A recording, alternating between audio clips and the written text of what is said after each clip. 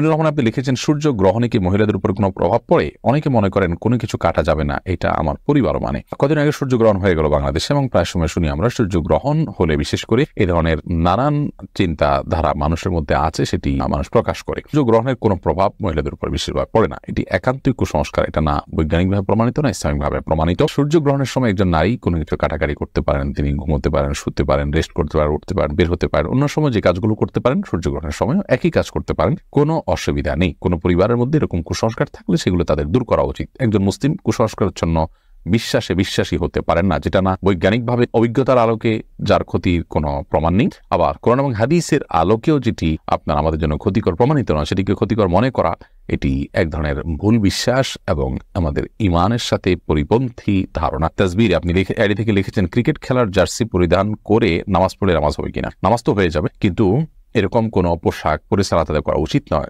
যেটা পরে আমরা সম্ভ্রান্ত কোনো ব্যক্তির সাথে সাক্ষাৎ করতে যাই না, গুরুত্বপূর্ণ এবং সিরিয়াস কোনো মজলিসে যাই না। কোরআন কারীমে আল্লাহ তাআলা বলেছেন, ইয়া বানি আদম খুযু যিনাতাকুম ইনদা কুল্লি মাসজিদ, তোমরা প্রত্যেক নামাজের সময় সৌন্দর্য গ্রহণ করো, অর্থাৎ সুন্দর পোশাক পরিধান করে। জন্য এরকম পোশাক পরে সালাত আদায় করা সালাতের সাথে যায় না। সালাতের প্রতি আপনার যে আমাদের সম্মান প্রদর্শন থাকার কথা বা যে শ্রদ্ধা বোধ থাকার কথা সেটার সাথে সঙ্গতিপূর্ণ হয় না। যে পোশাকের মাধ্যমে আমরা আমাদের যেটা আমাদের খেলার পোশাক বা এই জাতীয়, তবে নামাজ হয়ে যাবে এরকমটি নিয়মিত করা অনুচিত।